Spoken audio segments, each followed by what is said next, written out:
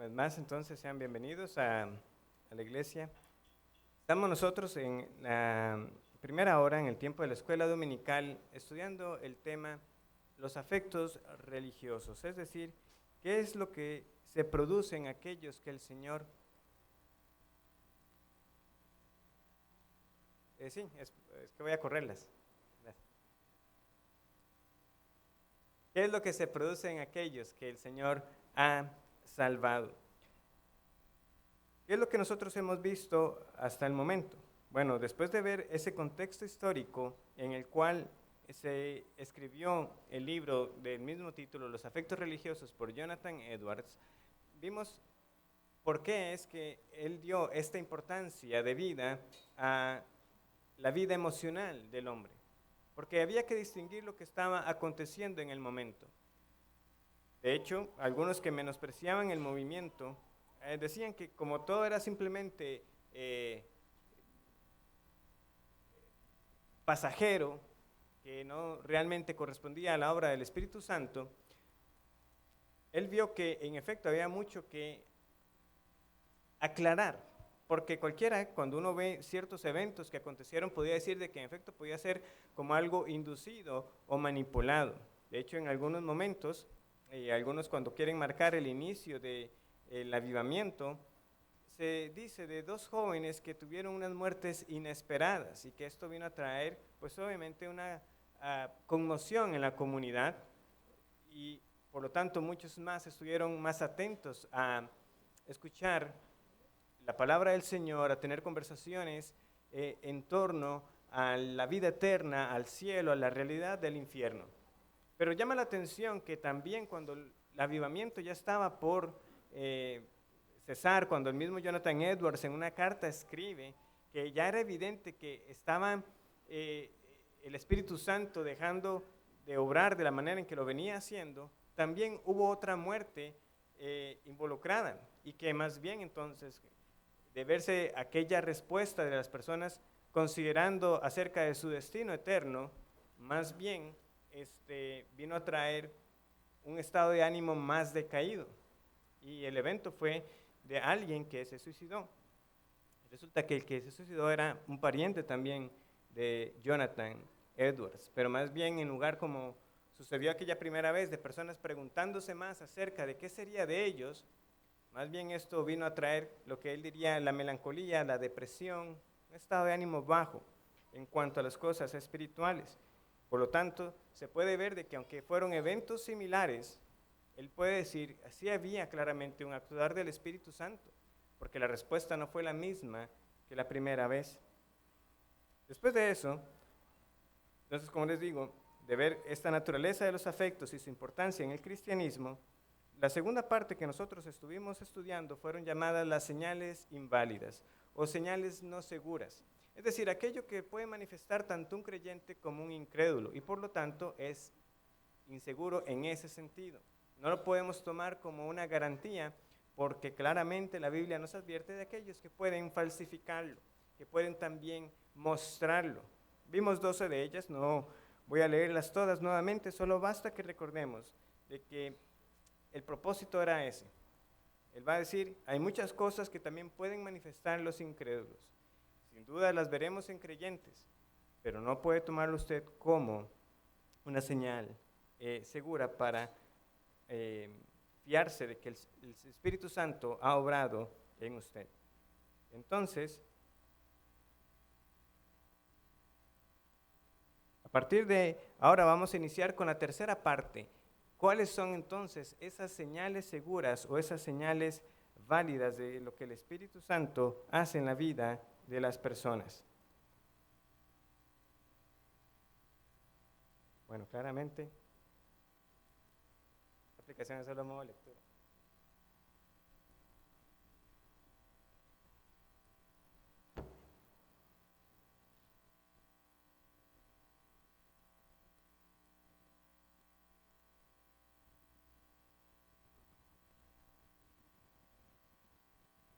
Entonces, en esta tercera parte vamos a estudiar también otras 12 señales acerca de cómo el Espíritu Santo actúa. Recordemos que la pregunta que queremos contestar es, ¿cuáles son los criterios por los que podemos determinar si hemos sido receptores de la gracia redentora? ¿Cuáles son esos criterios? Y nuevamente conviene tener esto en mente. Cuando estamos hablando de estas señales, como vimos en la última señal no segura, nosotros no estamos hablando aquí entonces de que nosotros nos vamos a erigir como los jueces para decir quién es salvo y quién no.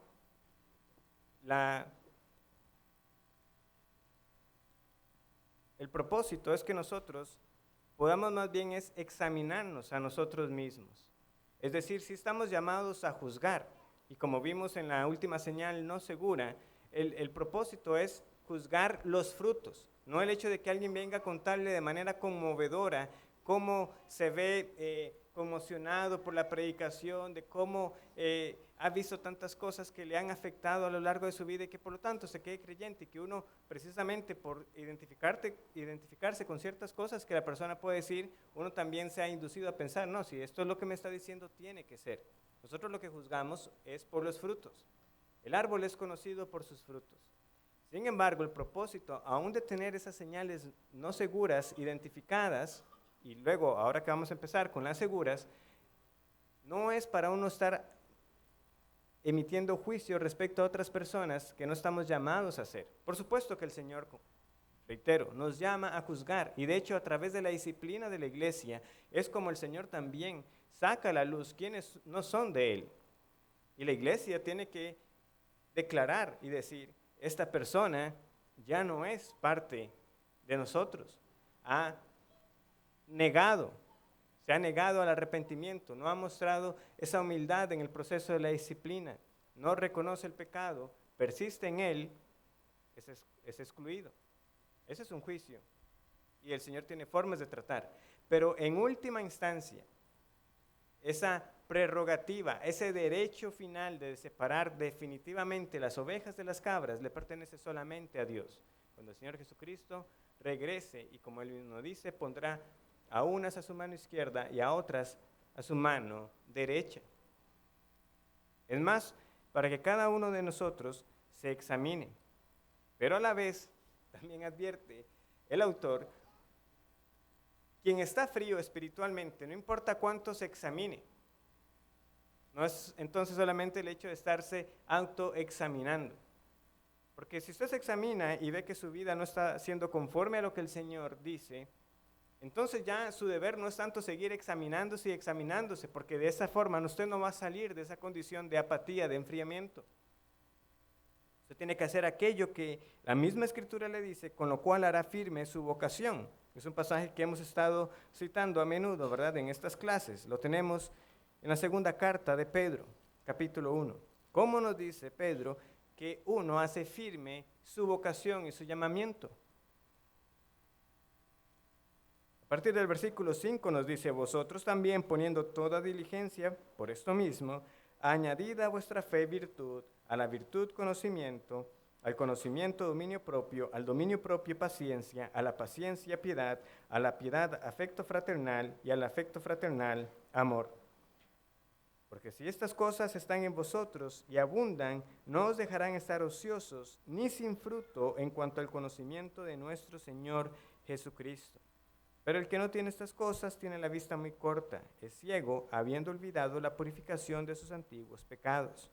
Por lo cual, hermanos, tanto más procurad hacer firme vuestra vocación y elección, porque haciendo estas cosas no caeréis jamás. Ese es entonces el deber de aquel que al examinarse reconoce que le faltan estas cosas. Y estamos hablando de un enfriamiento. Y en tercer lugar, todo esto que estamos diciendo en esta semana servirá de poco para aquel que persista en sostener una seguridad vana. Aquel que no está dispuesto a abandonar su falsa seguridad y prefiere mantener la apariencia, aferrarse a una justicia propia, a una falsa humildad, pues entonces no tendrá provecho, y verá simplemente estas cosas como, sí, todo eso lo sé, lo he escuchado otras veces, lo entiendo, pero entonces habrá poco provecho si no lo ve como una oportunidad de estar examinándonos. y de entonces poder discernir si se están manifestando en nosotros esos frutos del Espíritu Santo. Entonces, ¿cuáles son esas 12 señales? Las voy a enumerar y hoy nos dará espacio, creo que solamente para ver la primera. La primera señal dice: los verdaderos afectos espirituales nacen de influencias espirituales, sobrenaturales y divinas en el corazón. La segunda es: el enfoque de la emoción espiritual es la hermosura de las cosas espirituales, no nuestro interés propio. Tercero, los afectos espirituales están basados en la excelencia moral de las cosas espirituales. En cuarto lugar, los afectos espirituales nacen de un entendimiento espiritual. 5. Los afectos espirituales traen una convicción de la realidad de las cosas divinas. Sexto, los afectos espirituales siempre existen lado a lado con la humildad espiritual. Séptimo, los afectos espirituales siempre existen simultáneamente con un cambio de naturaleza. Octavo, los afectos espirituales verdaderos difieren de las falsas emociones que promueven un estado de amor, humildad, paz y perdón y compasión parecido al de Cristo.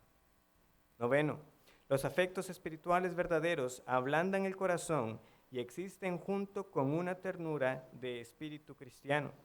Décimo, los afectos espirituales verdaderos, contrario a los falsos, demuestran belleza de balance y simetría. Undécimo, los verdaderos afectos espirituales producen una añoranza por mayor santidad, mientras que los afectos falsos descansan satisfechos consigo mismos. Y en 12º lugar tenemos: el fruto de los afectos espirituales verdaderos es la práctica cristiana.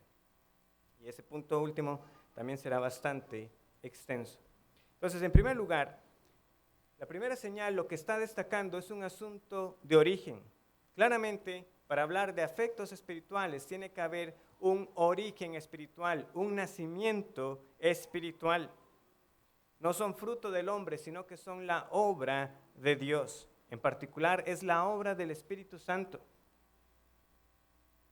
El cristiano es espiritual, es decir, todo su ser, cuerpo y alma han sido transformados, renovados por el Espíritu Santo. Claramente en la glorificación aguardamos esa glorificación de nuestros cuerpos, pero es todo nuestro ser el que ahora entendemos es para el Señor. Le pertenecemos en cuerpo y alma. El hombre natural, en cambio, el hombre carnal, es quien no tiene al Espíritu Santo. Por tanto, no puede entender ni discernir. Por ejemplo, en Colosenses vemos que Pablo se refiere a una inteligencia espiritual, como también habla de una mente que es carnal. Vamos a Colosenses, capítulo 1.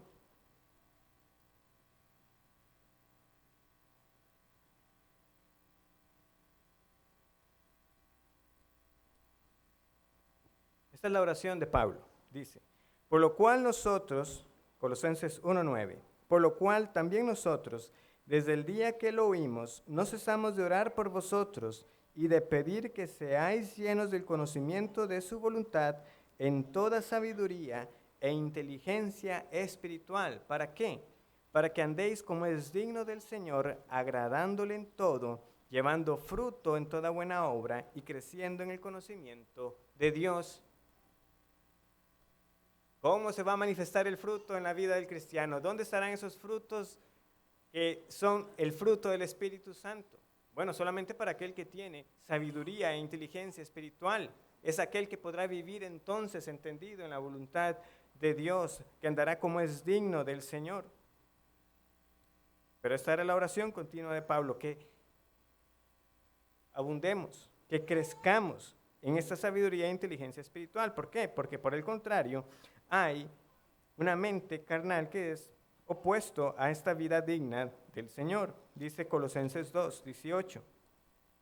Nadie os prive de vuestro premio, afectando o alegando humildad y culto a los ángeles, entremetiéndose en lo que no ha visto, vanamente hinchado por su propia mente carnal y no haciéndose de la cabeza, en virtud de quien todo el cuerpo, nutriéndose y uniéndose por las coyunturas y ligamentos, crece con el crecimiento que da Dios.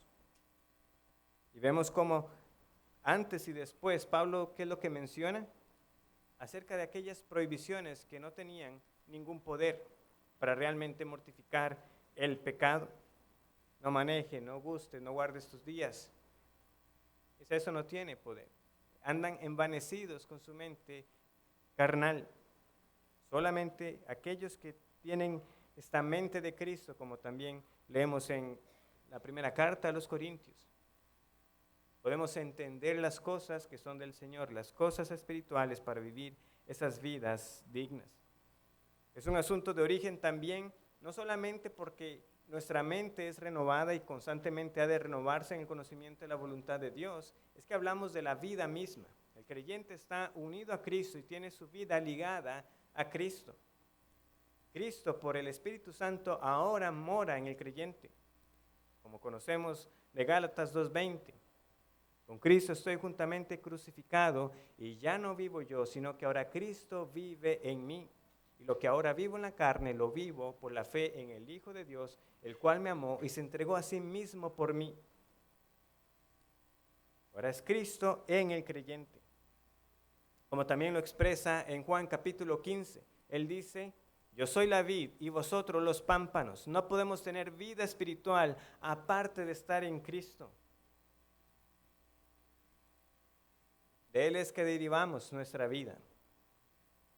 Extendiendo esa imagen que Él da, ¿verdad?, de la savia que viene a las ramas para que se mantengan verdes, para que produzcan fruto abundante, que de hecho es también parte de lo que Él nos menciona, ¿verdad?, en ese conocido capítulo de Juan, capítulo 15. ¿Cuál es el propósito y cuál es la consecuencia de estar unido a Cristo? Llevar mucho fruto. Dice Juan 15:5. Yo soy la vid, vosotros los pámpanos, el que permanece en mí y yo en él, este lleva mucho fruto, porque separados de mí nada podéis hacer. El versículo 8, en esto es glorificado mi Padre, en que llevéis mucho fruto y seáis así mis discípulos. Pero no podemos, aparte de estar en Cristo. Por eso hay que entender. Todo eso que estamos hablando, de este amor, de este celo, de este fervor, no puede ser producido humanamente. Es una nueva vida que es dada. Es el Espíritu Santo que ahora viene a morar en el creyente. Ahora que estamos en el Evangelio de Juan, podemos ir también a Juan capítulo 7. Una ilustración que también el Señor utiliza es acerca de el agua viva. También le decía a la mujer samaritana, ¿verdad?, que él tenía una agua de que quien tomara de esa agua no volvería a tener sed. Pero en Juan capítulo 7 amplía esa expresión del agua viva como una referencia directa al Espíritu Santo. Dice Juan capítulo 7, versículo 37. En el último y gran día de la fiesta, Jesús se puso en pie y alzó la voz, diciendo, si alguno tiene sed, venga a mí y beba. El que cree en mí, como dice la Escritura, de su interior correrán ríos de agua viva. Y tenemos la nota, ¿verdad?, del evangelista que nos aclara. Versículo 39. Esto dijo del Espíritu que habían de recibir los que creyesen en él, pues aún no había venido el Espíritu Santo, porque Jesús no había sido aún glorificado. Pero desde Pentecostés, ya la realidad de todo aquel que cree en el Señor Jesucristo es que tiene estos ríos de agua viva fluyendo. Es decir, tiene el Espíritu Santo. Y esto es lo que diferencia a unos de otros. Leíamos pasajes, ¿verdad?, que nos confirman. El Espíritu Santo puede y actúa en ciertas maneras en los incrédulos. Hay cierta influencia del Espíritu Santo. Los casos conocidos de Balaam, de Saúl, o ese grupo al que se refiere Hebreos capítulo 6, que también leíamos. ¿Qué es lo que se nos dice en esa porción? Que gustaron el don celestial y que fueron hechos partícipes del Espíritu Santo. Pero ese fueron hechos partícipes no está diciendo que el Espíritu Santo vino a hacer esa morada en ellos. Hubo cierta influencia. Podemos decir, hubo hasta cierto beneficio Balaán llegó a hablar palabras que eran verdad. Saúl llegó a profetizar. 2 veces leemos, ¿verdad?, en los relatos del primer libro de Samuel, que estaba el refrán, y Saúl también entre los profetas. Pudo haber hablado lo que era recto. Balaán habló de la estrella de Jacob. Y sin embargo, su fin fue la condenación. ¿Cuál es entonces la diferencia entre la mera influencia y que el espíritu more? Cito directamente a Edwards.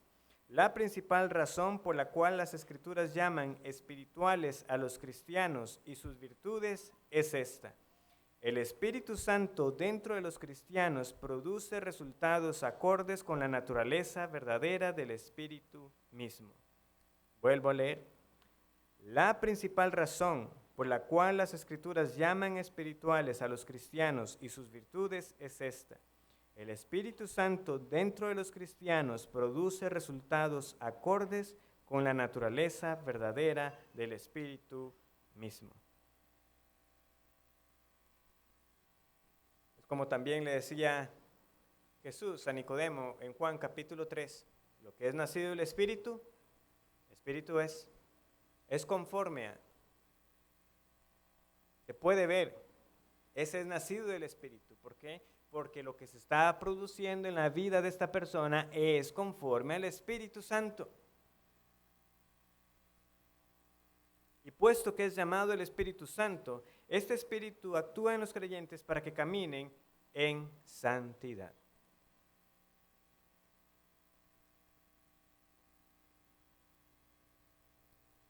Está caminando santamente. Eso tiene que estar siendo producido por el Espíritu Santo. Esa es la pregunta entonces para nosotros. ¿Estoy caminando en santidad? Si yo estoy viendo esto en mi vida, hay un terreno mucho más seguro con el cual puedo entonces afirmar que todo lo demás, este amor, este fervor, este celo, también está siendo producido conforme al Espíritu Santo. Entonces hablamos de emociones aisladas de la santidad, sino de emociones que se expresan en una vida que también anda santamente. El contraste es claro en las Escrituras. Son muchos pasajes que podríamos citar, pero veamos unos rápidamente. Vamos a Judas 19. Judas, antes de Apocalipsis, versículo 19.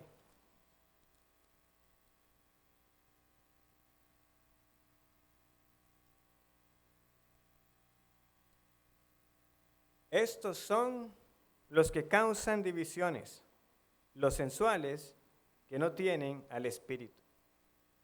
A veces tenemos estas comas, ¿verdad?, que nos vienen a explicar lo que es dicho anteriormente. Quiere una definición para el que es sensual, es aquel que no tiene el Espíritu Santo.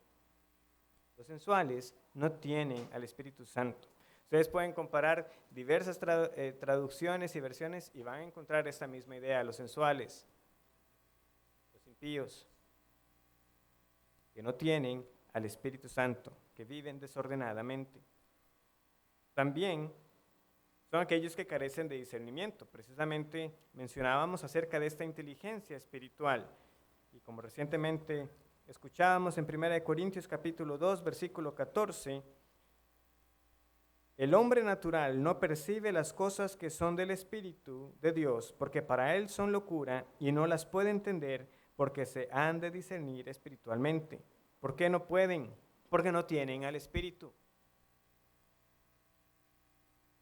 El que no tiene el Espíritu, entonces, una vida sensual, desenfrenada, entregada al pecado, sin discernimiento, sin entendimiento.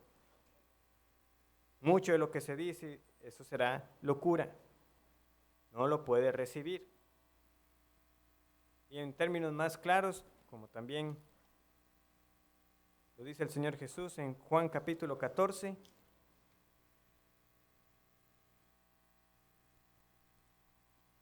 versículo 17. El Espíritu de verdad, al cual el mundo no puede recibir, porque no le ve ni le conoce.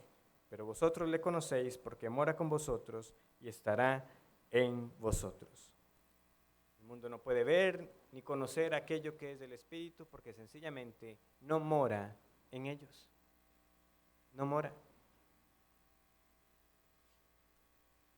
Edward usa la ilustración de que esto es como tener entonces ahora un nuevo sentido, un sentido espiritual, así como tenemos la vista, el oído, el tacto.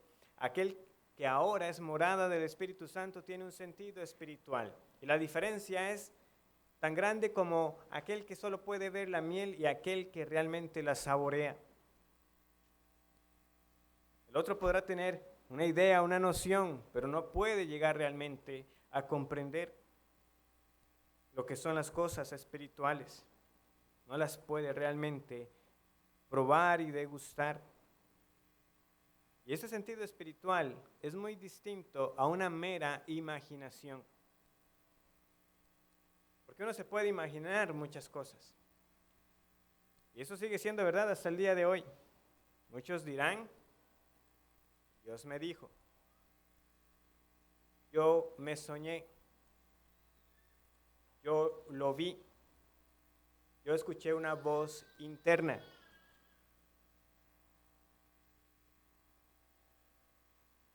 Por diferentes circunstancias uno puede ver, oír y pensar lo que quiere.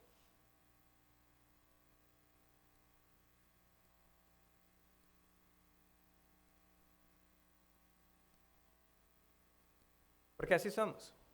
Yo no tengo las notas, pero ¿cuántos realmente, cuando están en busca de alguna confirmación, realmente cualquier cosa se les va a parecer como eso era lo que yo necesitaba? Habla con alguien, alguien le dice algo, uy, eso era exactamente lo que necesitaba como la confirmación. ¿Por qué? Porque ya está esa predisposición a imaginar, ver, pensar lo que yo quiero que me digan, lo que quiero escuchar. De la misma manera, de nuevo, cuando estamos en ese movimiento de muchas personas siendo convertidas, alguno dirá, bueno, pues yo también, porque si tal cosa pasa, tal cosa pasa. Pero no, el sentido espiritual es muy diferente a imaginarse cosas o a tomar ciertas circunstancias como confirmaciones.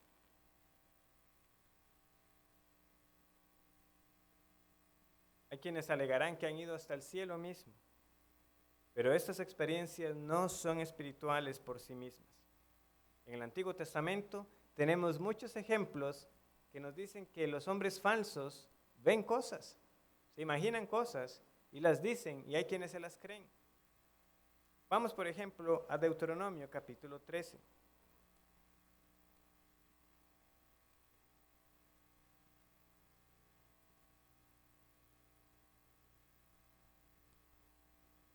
Deuteronomio capítulo 13.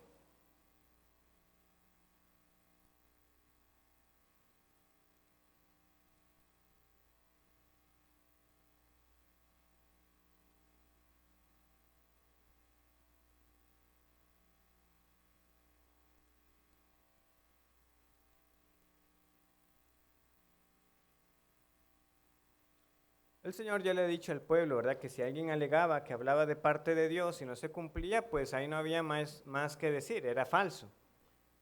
Pero estaban aquellos que decían algo y podían apelar a cierta señal o prodigio como confirmación de lo dicho. Dice así, cuando se levantara en medio de ti profeta o soñador de sueños y te anunciare señal o prodigios, y si se cumpliere la señal o prodigio que él te anunció, diciendo, vamos en pos de dioses ajenos que no conociste y sirvámosles, no darás oído a las palabras de tal profeta ni al tal soñador de sueños, porque Jehová vuestro Dios os está probando para saber si amáis a Jehová vuestro Dios con todo vuestro corazón y con toda vuestra alma.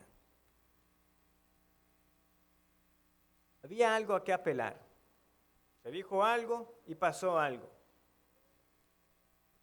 ¿Dónde estaba la falsedad?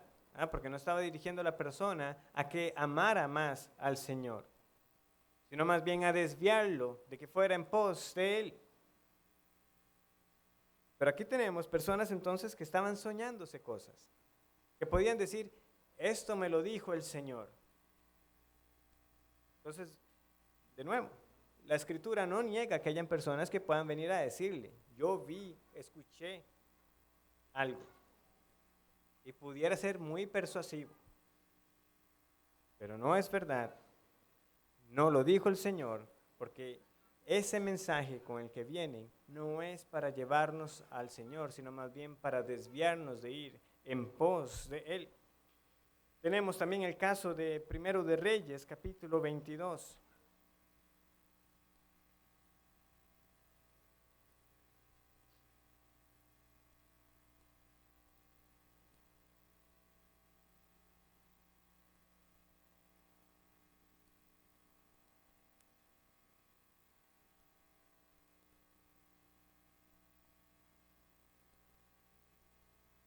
Llama la atención que Josafat, a pesar de que escucha a más de 400 hombres diciendo que iban a tener la victoria, no está seguro. Y le pregunta a Acab, ¿no hay otro profeta al que le pudiéramos preguntar? Es llamativo. Y aún así, Acab anticipa lo que este profeta verdadero le iba a decir. Y aunque este sí le dice la verdad, no le hace caso. En el versículo 21 nos dice cómo fue que funcionó entonces este engaño. Dice así, Primero de Reyes, capítulo 22, versículo 21. Y salió un espíritu y se puso delante de Jehová y dijo, yo le induciré. Y Jehová le dijo, ¿de qué manera? Él dijo, yo saldré y seré espíritu de mentira en boca de todos sus profetas. Y él dijo, le inducirás y aún lo conseguirás. Ve pues y hazlo así. Y ahora aquí Jehová ha puesto espíritu de mentira en la boca de todos sus profetas, y Jehová ha decretado el mal acerca de ti. No solamente se le dice a Acab, sí, Acab, estos 400 hombres le están mintiendo. Es más, yo le confirmo que es así porque el Señor dice que así era como lo iba a engañar. ¿Y qué hace Acab? Se va. Está advertido, ellos le engañaron. Pero nuevamente, vemos aquí incluso esa soberanía del Señor en medio de. Los hombres hablaron mentira y el Señor estaba en completo control de todo ello. Porque ese fue el medio ordenado para que Acab cayera. Pero de nuevo, lo que estamos viendo aquí es el hecho de personas que dicen cosas, sueñan cosas, pero no son verdad. Eso sí es fruto de la imaginación. Otro más, Isaías 28, versículo 7.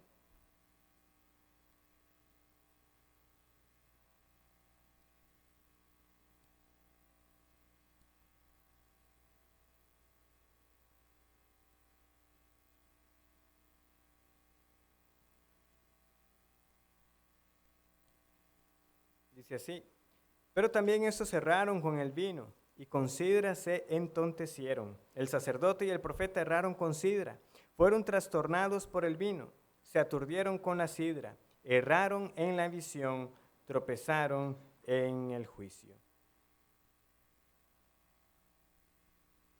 Ya estaban viendo y diciendo cosas que no correspondían, claramente como fruto de esos desenfrenos, de esa falta de moderación que está señalando y denunciando aquí el profeta Isaías. Como les digo, hay muchas razones por las que alguien podría llegar a ver, decir, soñar, muchas cosas. Hay dos citas más que ahí les quedan como referencia, Ezequiel 13 del 1 al 9 y Zacarías 13 del 2 al 4. Lo que tenemos que ver es que, ¿qué va a pasar en la persona que cree que todo eso que se ha imaginado es verdadero? Porque están aquellos que abiertamente engañan y saben lo que estoy diciendo es un engaño, pero están aquellos que son engañados por su propio error, se lo creen. Y si piensa que todo eso que ha visto y dicho realmente ha sido del Señor, ¿cuál va a ser la respuesta más común, la más esperada? Que en efecto soy del Señor, todo eso ha sido manifestación y obra del Espíritu Santo. Por eso es difícil convencer a algunos en nuestros días Cuando uno le dice, es que yo no veo en su vida que esté andando conforme a esa santidad del Espíritu Santo, yo no veo esa obra, lo que van a decir, pero yo he hablado, yo he tenido las visiones, o tal que dice que tiene visiones, me dijo a mí, porque eso también ocurre. Porque se tiene que a esa persona, como tendrá su cierto rango, tendrá su cierta autoridad, y ese sí me confirmó que yo sí soy del Señor, se cree la mentira, se cree el engaño de alguien más. Pero nosotros tenemos un testimonio mejor que lo que otro hombre falible pueda decirnos, y es el testimonio del Espíritu Santo. Vamos a Romanos capítulo 8. Porque este mismo Espíritu Santo que obra la regeneración, que viene a morar en el creyente, que da el discernimiento espiritual y que nos conforma para que andemos en santidad, testifica. Dice Romanos 8:16, el Espíritu mismo da testimonio a nuestro espíritu de que somos hijos de Dios. Ahora, ¿cómo es ese testimonio? ¿Es una voz interna? Algo que tengo que escuchar, el Espíritu me dijo que soy hijo de Dios. Ese es el tipo de testimonio que está aquí en mente. Realmente, cuando uno compara otros pasajes en el Nuevo Testamento, usualmente cuando se habla de dar testimonio, lo que se está diciendo es presentar evidencia. Es presentar evidencia. Veamos un ejemplo. Vamos a Hebreos capítulo 2.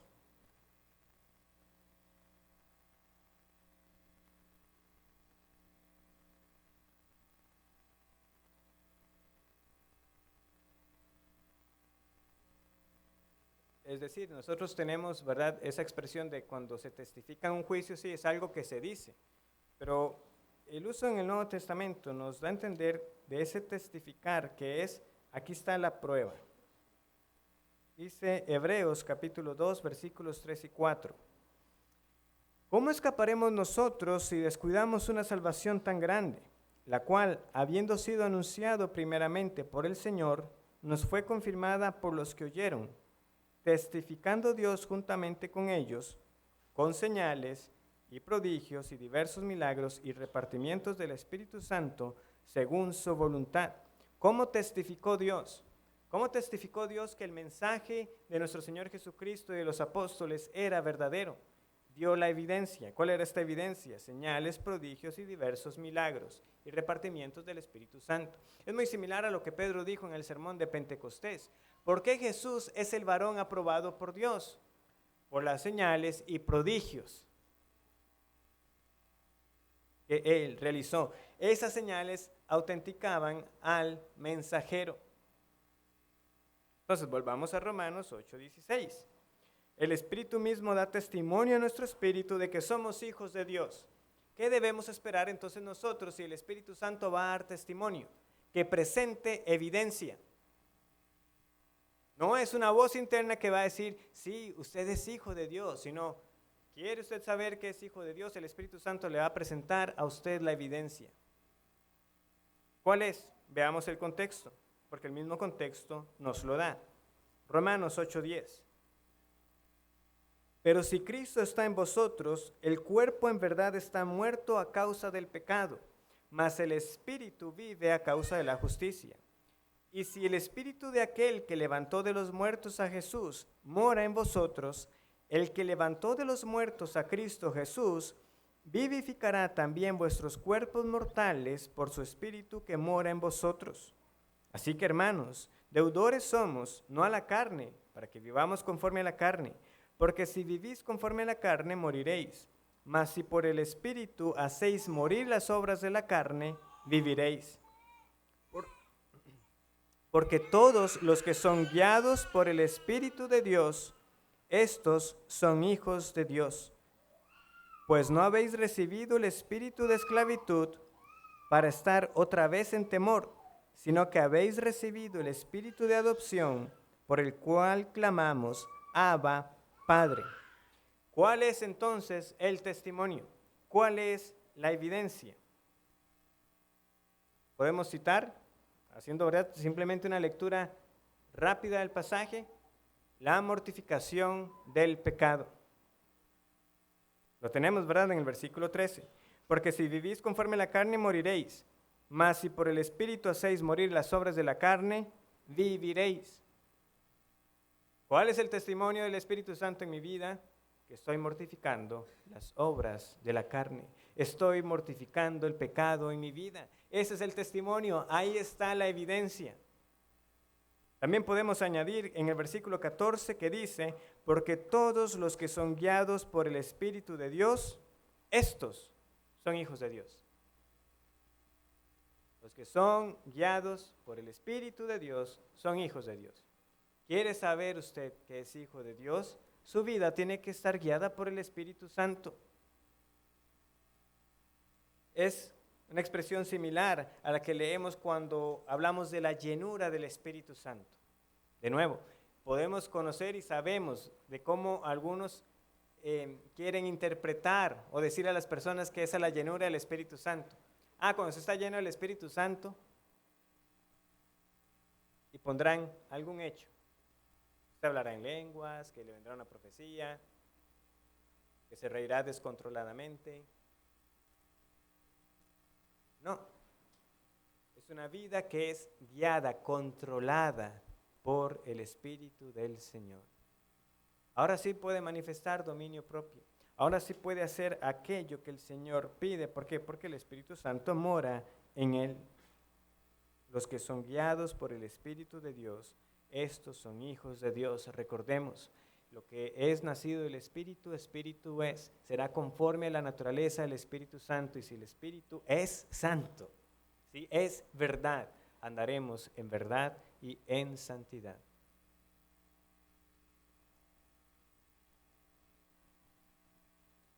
Como parafrasea Sam Storms, hablando acerca de los afectos espirituales, dice, cuando el Espíritu da testimonio a nuestro espíritu de que somos hijos de Dios, Él abre nuestros ojos para que veamos lo que Él ya ha revelado en la palabra y nos capacita para que concluyamos, basados en la evidencia, de que somos hijos de Dios. Eso es lo que Él hace. No será algo que me tiene que decir a alguien o algo que yo me imaginé que escuché. El testimonio del Espíritu es, Él me hace ver, pero esto que está pasando en mi vida, esto sin duda es obra del Espíritu Santo. Estoy caminando como antes nunca anduve. Santamente, rectamente, en verdad. Pero es un daño terrible, dice Edwards, el que ha producido el pensar que el testimonio del Espíritu Santo sea alguna clase de voz interna, alguna sugerencia o declaración de Dios a un hombre de que es amado, perdonado y elegido. Porque él dice, cuántas emociones fuertes pero falsas han surgido de este engaño. Temo que por él multitudes hayan ido al infierno. El sello del Espíritu Santo es la verdadera obra de gracia en el alma que lo cambia para vivir de acuerdo con los mandamientos de la Escritura. ¿Está usted entonces andando en santidad y en verdad? Ahí es donde usted tiene que buscar primeramente la evidencia. No es ese escuche su corazón, no es busque en sus adentros. El Espíritu Santo hará evidente lo que es de Él. El Señor nos bendiga.